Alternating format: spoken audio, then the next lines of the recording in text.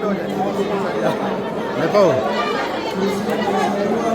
Gereja Agama Injil Kingmi di tanah Papua dan kaum profesional serta kader-kader gereja dari gereja tetangga yang berkait bersama-sama dengan kami mengikuti acara pembukaan proseni yang keempat dalam hal ini Bapak Dr. Gigi Berbalosius, khususnya untuk Bupati, Wakil Bupati dan seluruh jajarannya yang kami hormati kader-kader Kingmi. Yang terhormat Bapak Ketua Sinode, Bapak Pendeta Silasmo, dan seluruh jajaran Sinode yang hadir pada siang hari ini di Kabupaten Deiyai. Baik Bapak Ibu sekalian yang kami hormati, kita akan membuka acara ini dengan resmi dengan mengucapkan puji dan syukur kehadirat Tuhan Yang Maha Kuasa. Acara Proseni Kabupaten Deiyai dengan tema berubah untuk menjadi kuat pada hari ini, hari Senin, tanggal 23 Oktober 2023 dengan resmi kami nyatakan dibuka.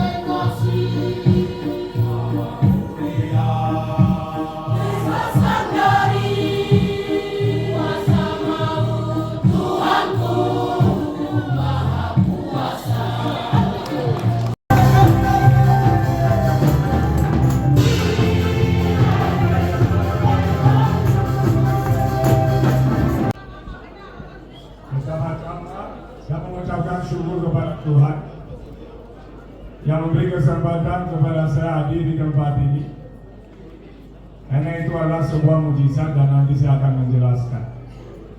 Dan saya diberi anugerah oleh Tuhan ada di tengah saudara, karena di sini saya merasa di rumah.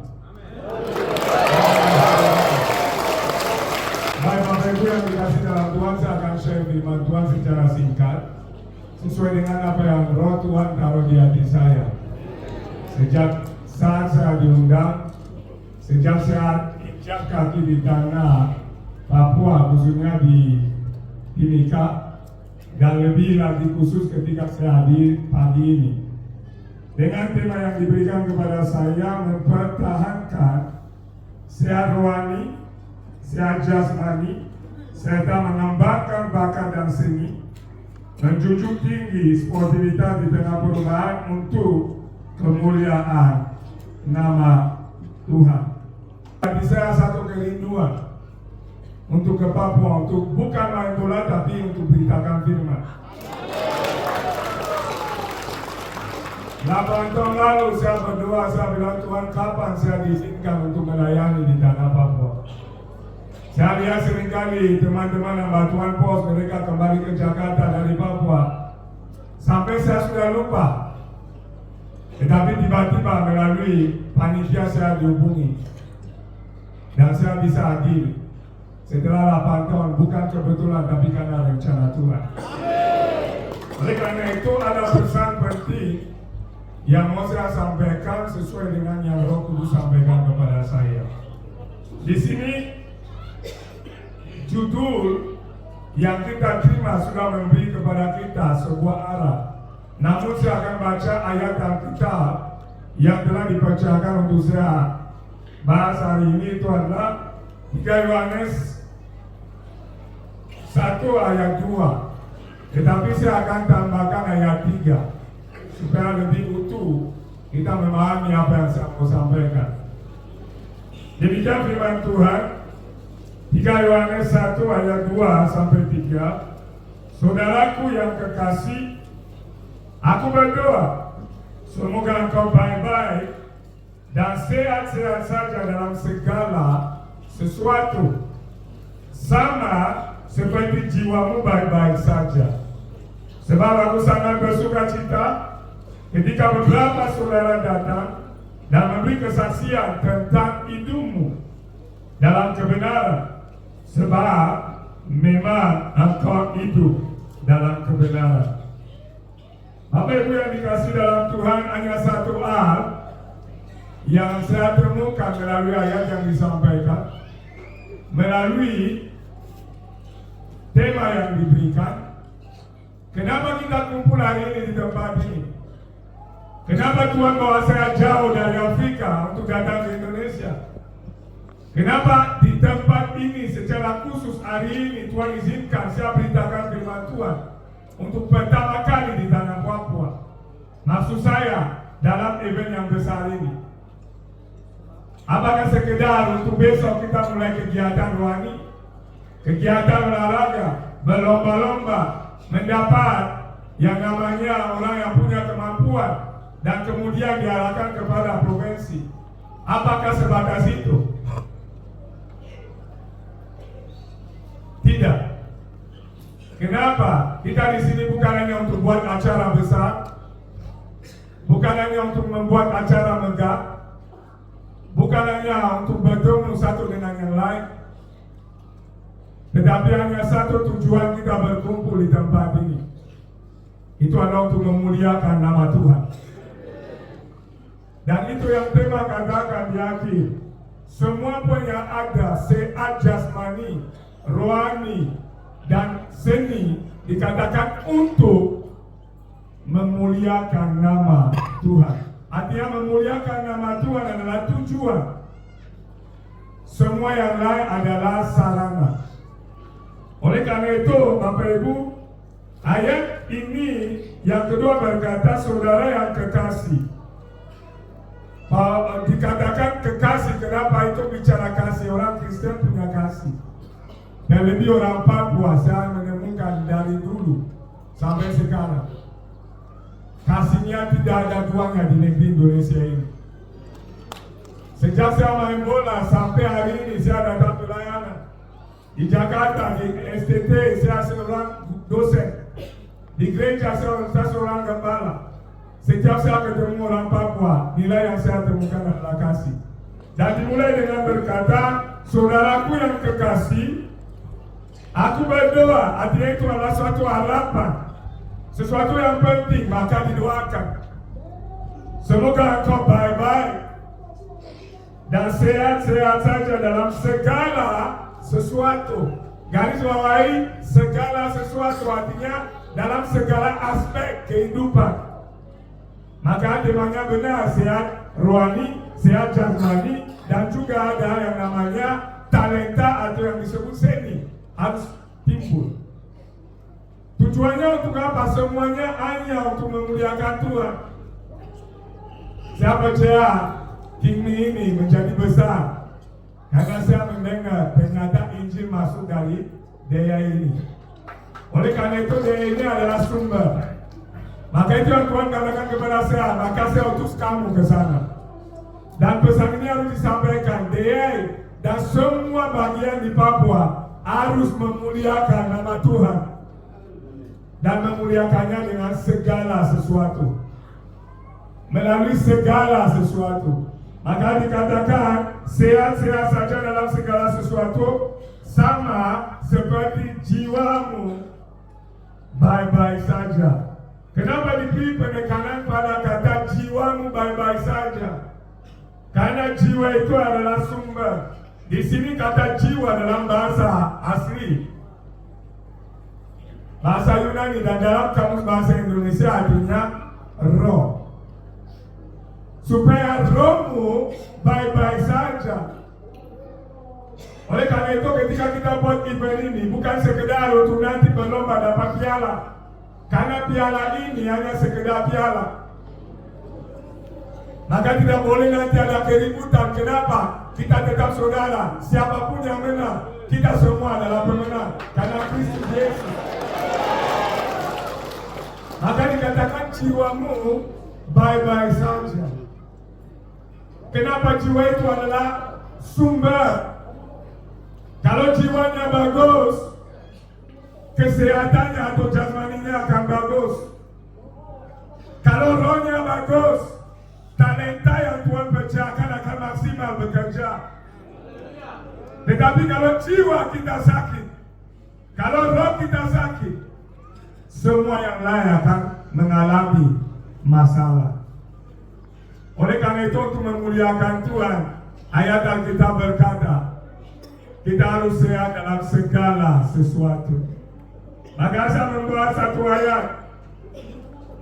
Ayat yang ketiga berkata, sebab aku sangat bersuka cita ketika beberapa saudara datang dan memberi kesaksian tentang hidupmu dalam kebenaran. Sebab memang engkau hidup dalam kebenaran. Dan nyata kondisi yang sehat itu akan dilihat oleh orang, dan orang itu akan menyaksikan, sehingga orang-orang itu akan memuliakan Allah kita.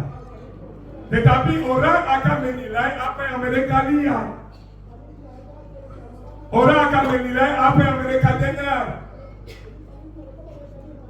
Orang akan melihat apa yang saudara dan saya lakukan. Oleh karena itu yang pertama kalau bicara yang namanya sehat dalam rohani, saya kasih ayat untuk mendukung. Karena banyak hamba Tuhan yang lebih pengalaman. Saya tidak akan lama menyampaikan iman, tetapi poinnya adalah harus memuliakan Allah melalui segala aspek kehidupan. Dimulai dari kesehatan rohani. Maka kita lihat 2 Timotius 4 ayat 7 sampai 8 berbunyi, aku telah mengakhiri pertandingan yang baik. Seperti tadi kita baca baik, katanya sama, yang bermanfaat, agar tahu sesuatu yang membawa dampak buat orang lain. Aku telah mencapai garis akhir. Aku telah memelihara iman. Itu sehat rohani. Memelihara iman, bukan sekedar nyanyi lagu rohani, bukan sekedar joget-joget, tetapi roh kita, hubungan kita dengan Tuhan harus sehat. Kita harus memuliakan Tuhan melalui hidup hari lepas hari. Kita harus bangun hubungan, berdoa, menghargai Tuhan, menghormati Tuhan, itu dalam kebenaran. Maka ayat 3 tadi, di 3 Yohanes yang pertama, berkata, engkau hidup dalam kebenaran sehingga orang lain menyaksikan. Sebab memang engkau hidup dalam kebenaran. Hari ini kita harus berhenti menjadi umat yang munafik. Mohon maaf, mulut kita memuji Tuhan, hidup kita bertentangan dengan firman Tuhan. Tetapi yang namanya ini adalah sumber. Ini ada berkat, ini tempat yang diberkati, Papua diberkati. Dan melalui Papua seharusnya dunia diberkati. Sudah terbukti. Orang datang ke Papua ada Freeport, kenapa? Ada berkat. Oleh karena itu Bapak Ibu, kita harus catat, kita harus hidup dalam kebenaran. Kita harus hidup sesuai firman. Kita harus melakukan kehendak Allah. Kita harus berjalan sesuai dengan perintah Tuhan. Maka saya bangga ketika saya datang, ternyata hari Minggu tidak boleh beraktivitas. Tetapi harus persembahkan itu buat Tuhan untuk beribadah. Kalau kita di Jakarta, hari Minggu orang tinggalkan gereja pergi liburan. Hari Minggu orang tinggalkan gereja pergi usaha. Hari Minggu orang tinggalkan gereja pergi ke mall. Tetapi puji Tuhan di Papua masih ada nilai takut akan Tuhan. Artinya apa? Rohaninya sehat. Oleh karena itu Bapak Ibu, hamba Tuhan yang saya hormati, muliakanlah Tuhan dengan roh yang sehat. Kenapa roh yang sehat akan menyembah Tuhan? Roh yang sehat akan selalu memuji Tuhan. Roh yang sehat akan mengucap syukur kepada Tuhan. Apapun kondisi dan keadaan, roh yang sehat akan memberi yang terbaik bagi Allah. Itu adalah memuliakan Tuhan. Yang kedua, Alkitab mencatat juga untuk tubuh yang sehat atau yang dikatakan jasmani harus sehat. Di ayat Roma 12 ayat yang pertama, firman Tuhan berkata, karena itu saudara-saudara, demi kemurahan Allah aku menasihatkan kamu supaya kamu mempersembahkan tubuhmu sebagai persembahan yang hidup, yang kudus, dan yang berkenan kepada Allah. Itu adalah ibadahmu yang sejati.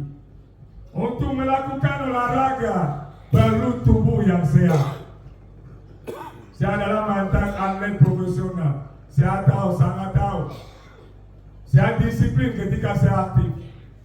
Saya harus tidur di jam yang benar. Saya harus makan makanan yang sehat. Saya harus istirahat yang cukup. Semua saya harus lakukan untuk ada kondisi tubuh yang baik untuk bertanding. Maka anak muda, Kingmi adalah gereja besar sampai sudah masuk Afrika. Sudah masuk di Burkina Faso. Bayangkan saudara, itu gereja yang besar.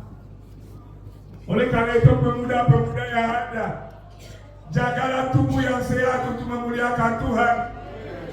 Jangan minum alkohol merusak tubuh. Jangan membuat hal-hal yang menghancurkan tubuh. Kenapa? Tubuh yang rusak tidak mungkin memuliakan Allah.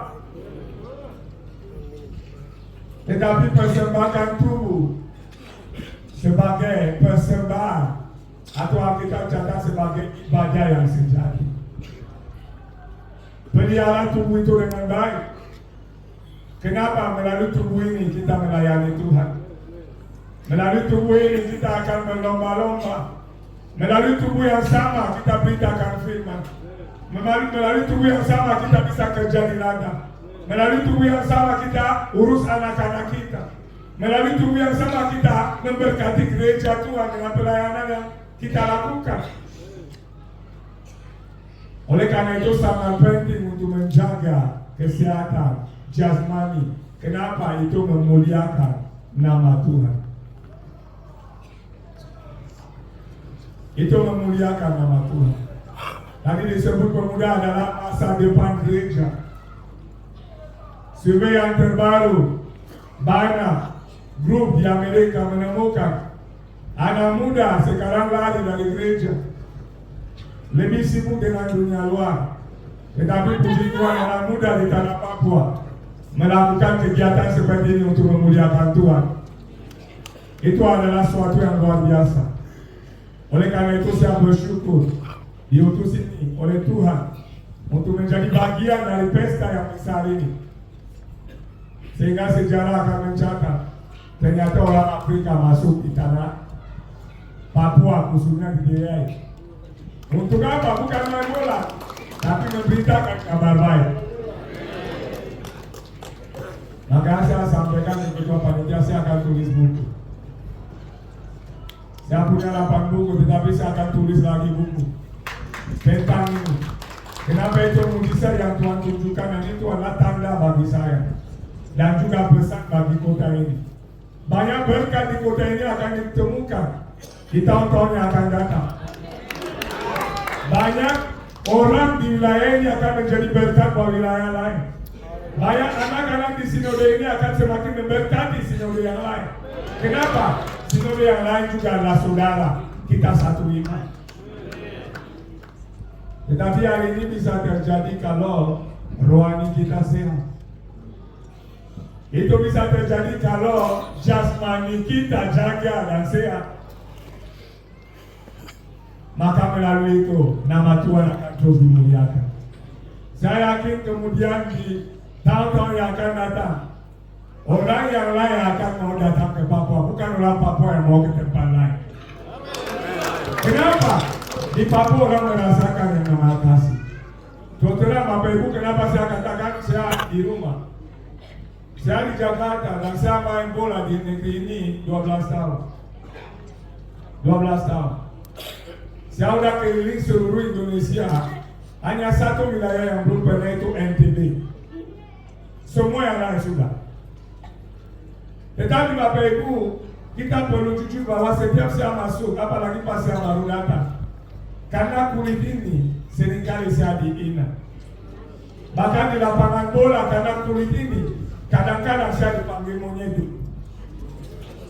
Tetapi Bapak Ibu, ternyata orang hitam itu berharga di mata Tuhan. Saya temukan di Alkitab. Saya temukan di Alkitab. Kapan? Ketika Tuhan memanggil saya jadi hamba Tuhan. Maka sekarang dimanapun saya pergi, saya membanggakan kulit ini. Saya bangga menjadi orang hitam. Oleh karena itu Papua adalah tanah, orang boleh katakan orang hitam, tetapi orang yang diberkati Tuhan. Yang ketiga, sesuai dengan tema, seni harus muncul, harus sehat, harus menjadi berkat untuk memuliakan Tuhan. Maka ada acara ini. Maka kita lihat ayat Alkitab di dalam Matius 5 ayat 16 berkata, demikian hendaknya terangmu bercahaya di tempat orang, supaya mereka melihat perbuatanmu yang baik dan memuliakan Bapamu yang di surga. Ternyata Bapak Ibu, hamba-hamba Tuhan yang luar biasa di tanah Papua, di DIY hari ini, talenta kita yang Tuhan sudah tetapkan harus dipergunakan untuk memuliakan Tuhan. Maka kalau kita dalam perumpamaan yang kita beri di dalam Matius 25, ketika dipercayakan talenta kepada beberapa orang, 3 orang, ada yang mengembangkan talenta, ada yang menguburkan talenta.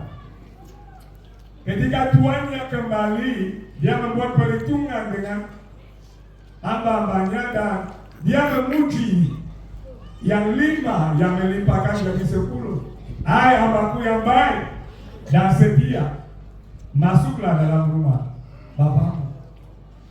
Dia memuji yang melimpahkan 2 menjadi 4. Hai hambaku yang baik dan setia, masuklah. Tetapi ada fakta yang kita catat. Dia mencela satu hamba yang tidak mengembangkan talenta, yang menguburkan. Dia berkata, hai hamba yang jahat.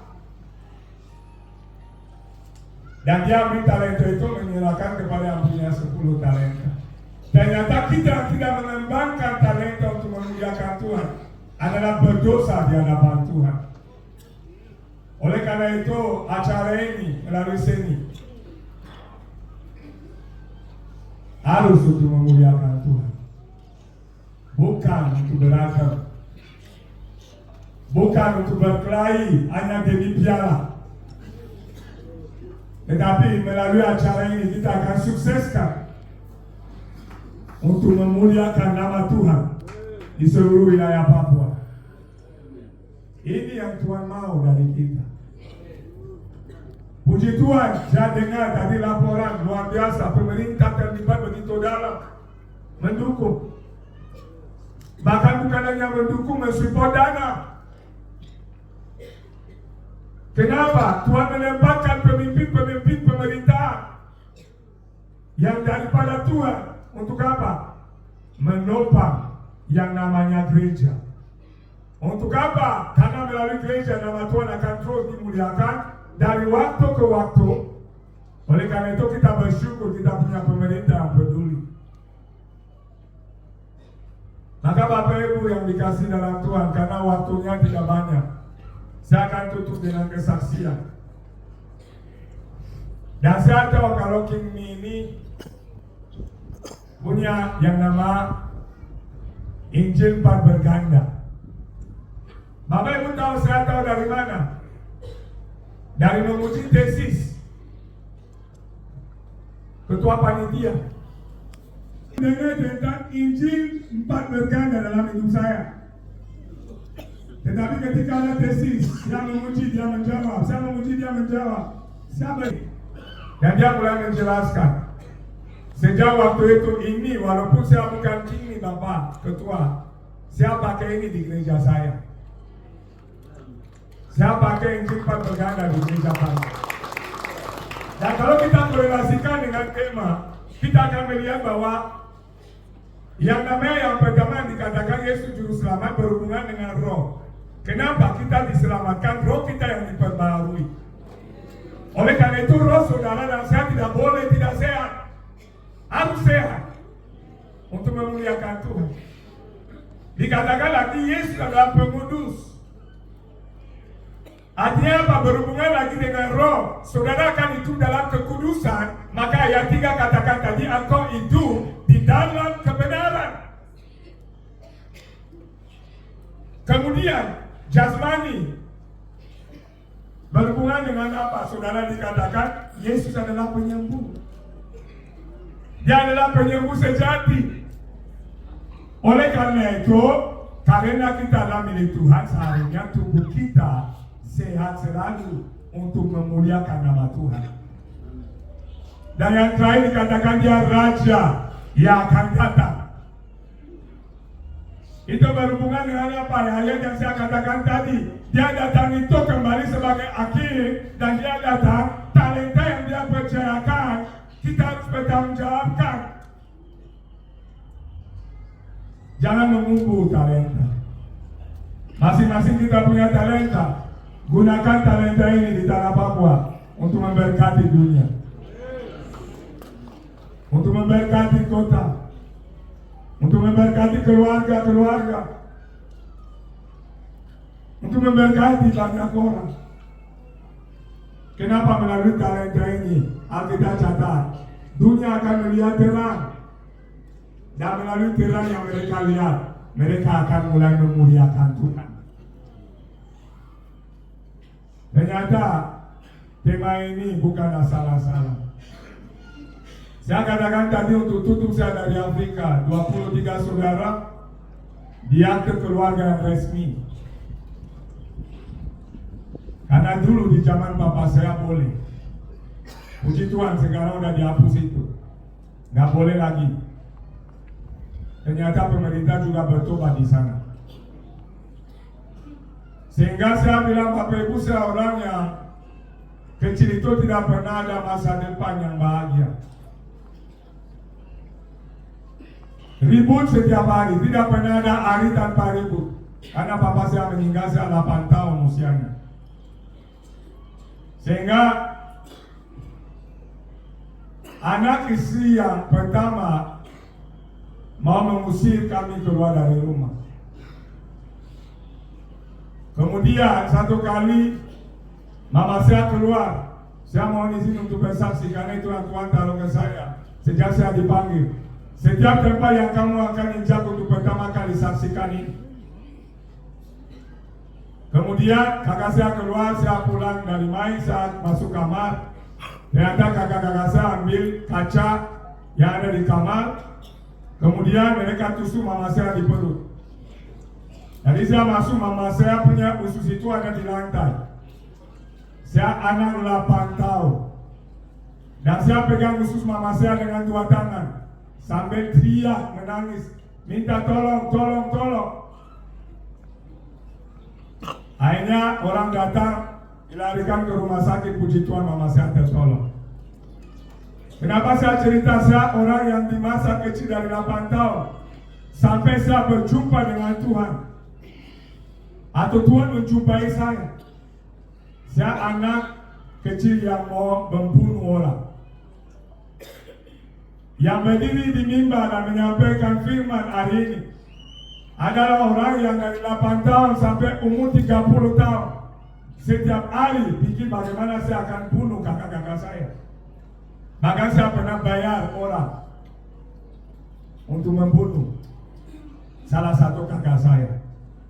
Tetapi dalam anugerah Tuhan, Tuhan itu baik. Melalui talenta bola, ada orang yang lihat saya bawa saya ke tim besar, saya 15 tahun untuk seleksi. Kemudian saya diterima karena kita diusir, mama saya dan kami ada di kos, di kamar. Satu kamar itu 6 anak sama 1 ibu. 3 tahun lebih pintunya nggak bisa ditutup. Kenapa? Kaki kakak saya panjang, harus di luar.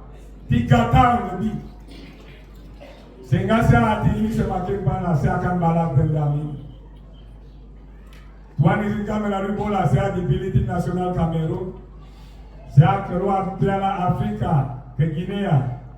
Dari Guinea saya dipilih oleh tim Jerman, saya masuk ke negara Eropa.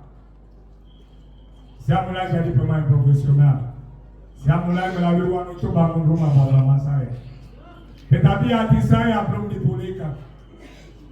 Saya masih akan bunuh orang. Uang itu saya akan pakai untuk bayar supaya dibunuh.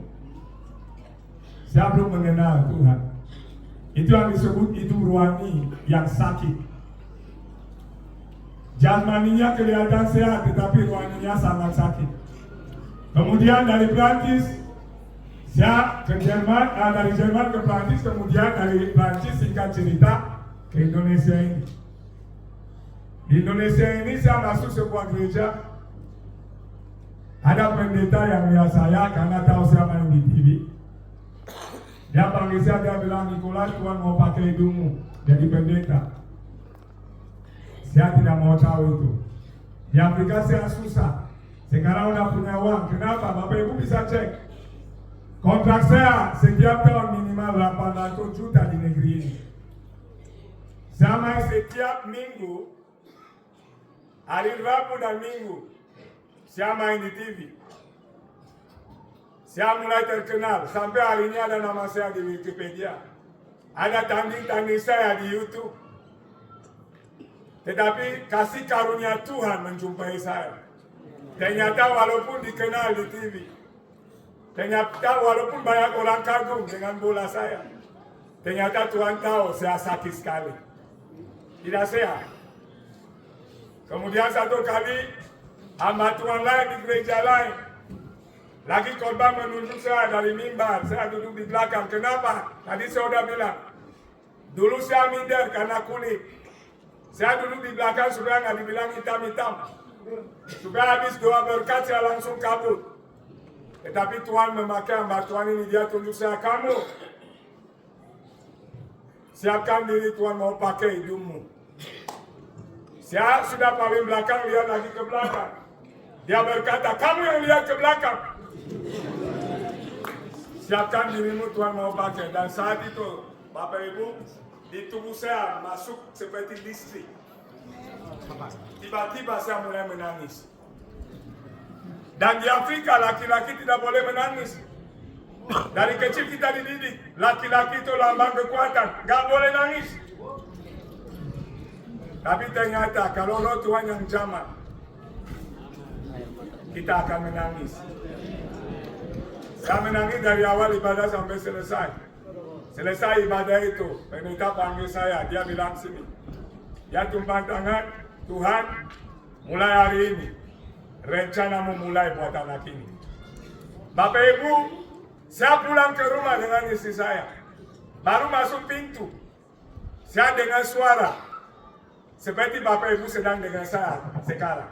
Saya dengar suara Nicholas, ambil Alkitab.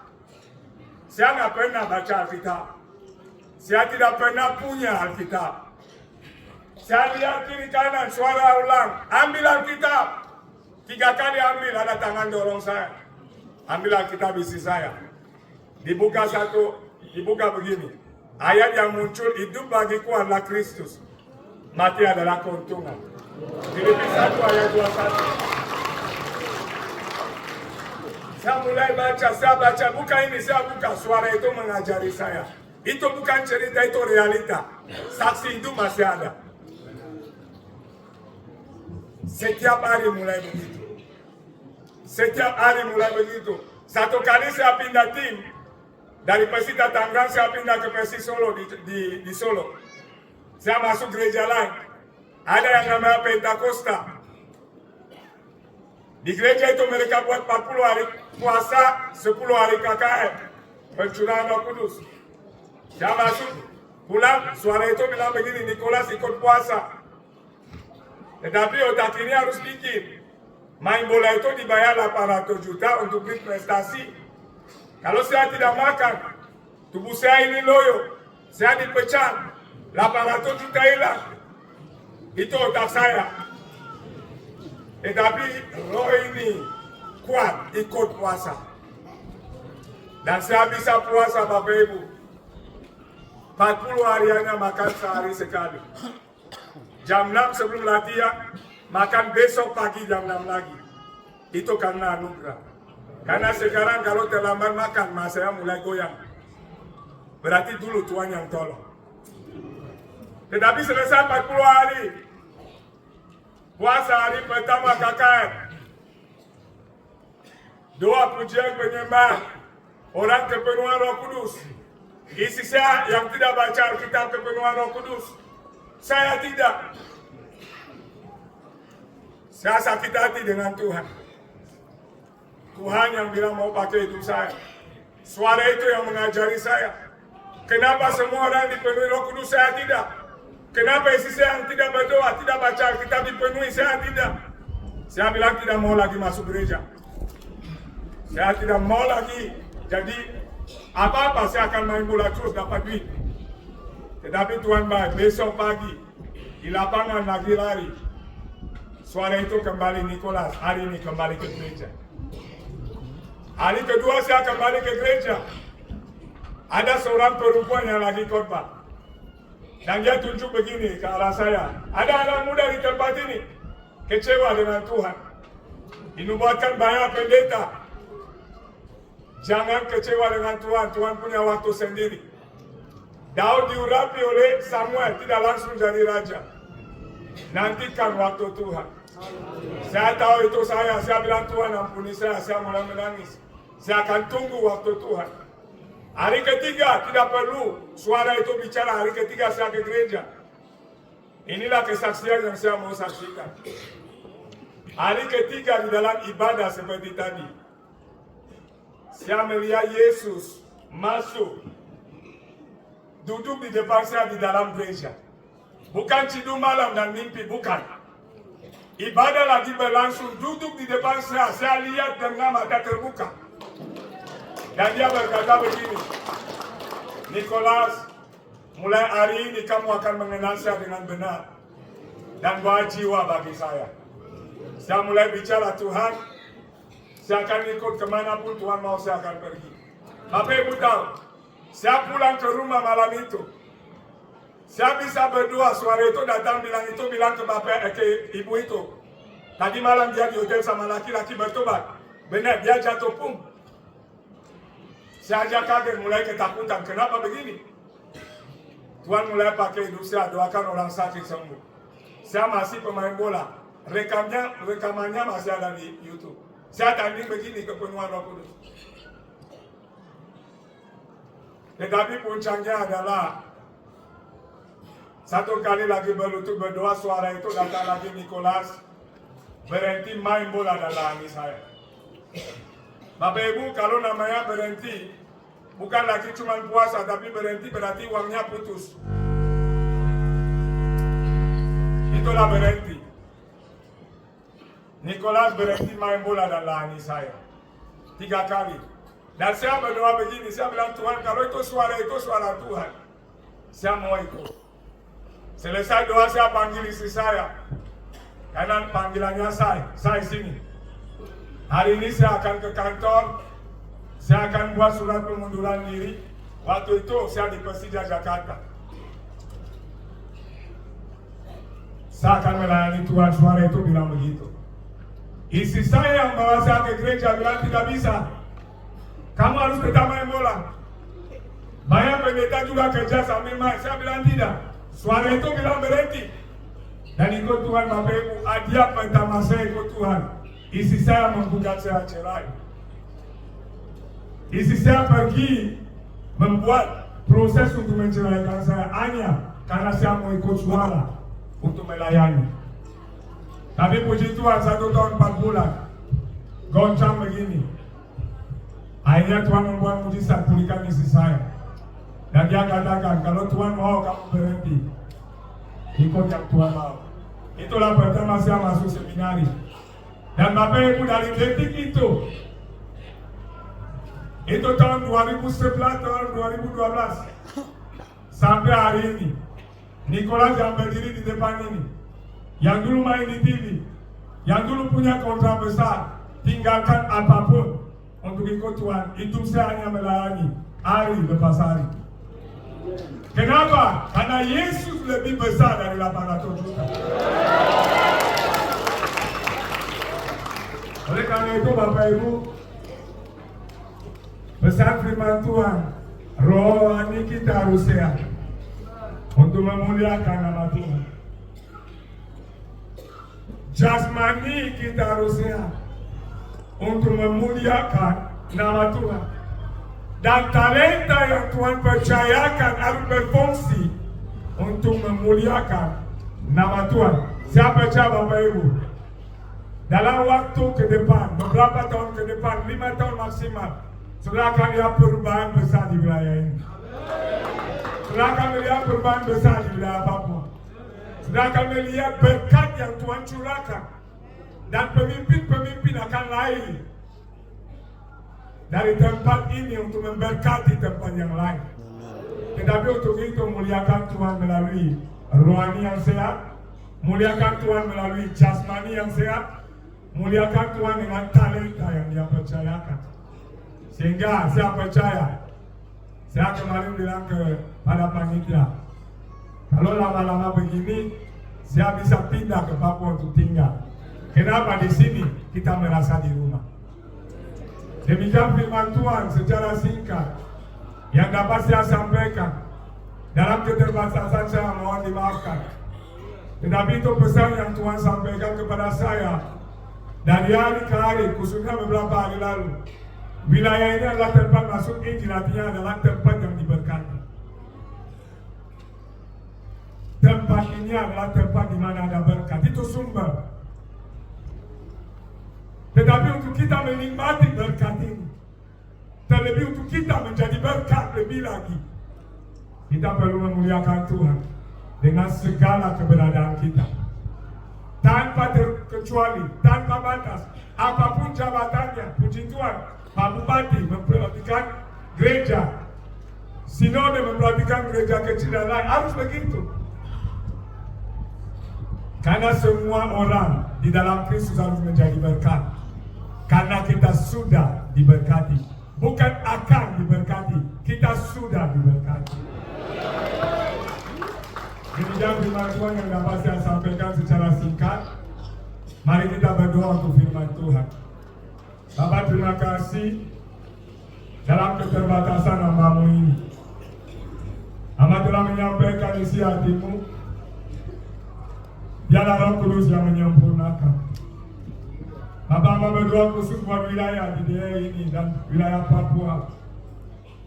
Tidak kebetulan Tuhan mengutus hamba di tempat ini. Hamba melepaskan berkat, kesehatan dan rohani bagi generasi muda Bukan saja Kingmi Tuhan, tetapi melalui Kingmi bagi gereja lain, sinode lain, bahkan bagi Indonesia.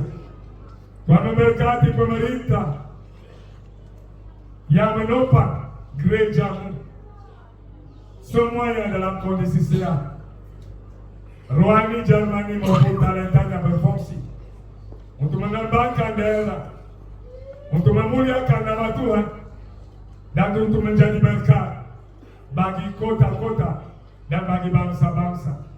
Hal-hal yang tersembunyi, berkat yang tersembunyi, kekayaan alam yang tersembunyi, segala pengalaman hamba putuskan, hamba batalkan itu. Engkau Allah yang membukakan jalan, karena Injil masuk di tempat ini, pintu berkat mengalir, wilayah ini menjadi terang dan nama Tuhan dimuliakan senantiasa. Berkati Ketua Kingmi dan semua jajaran, sehingga Tuhan melalui sinode ini namamu akan terus disebarkan di seluruh bumi.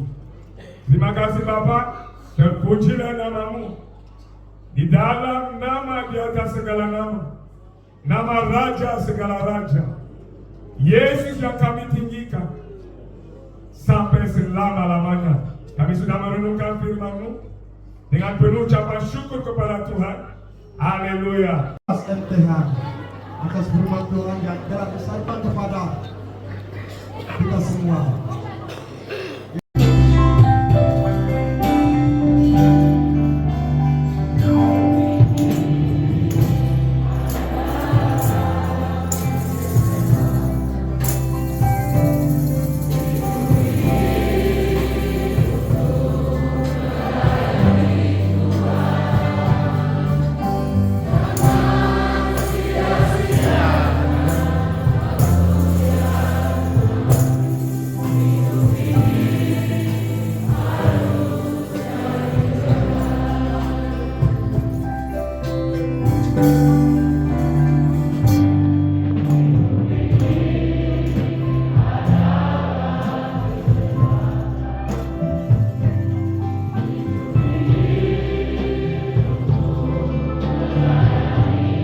Dan berbagai macam umat yang ada di pelosok Papua kumpul di Deyai.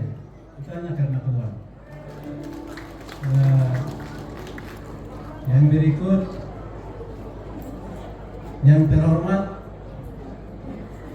pemerintah Provinsi Papua, yang terhormat pemerintah Provinsi Papua Tengah, yang terhormat Bupati Deyai dan wakil, yang terhormat Ketua DPR Deyai, yang terhormat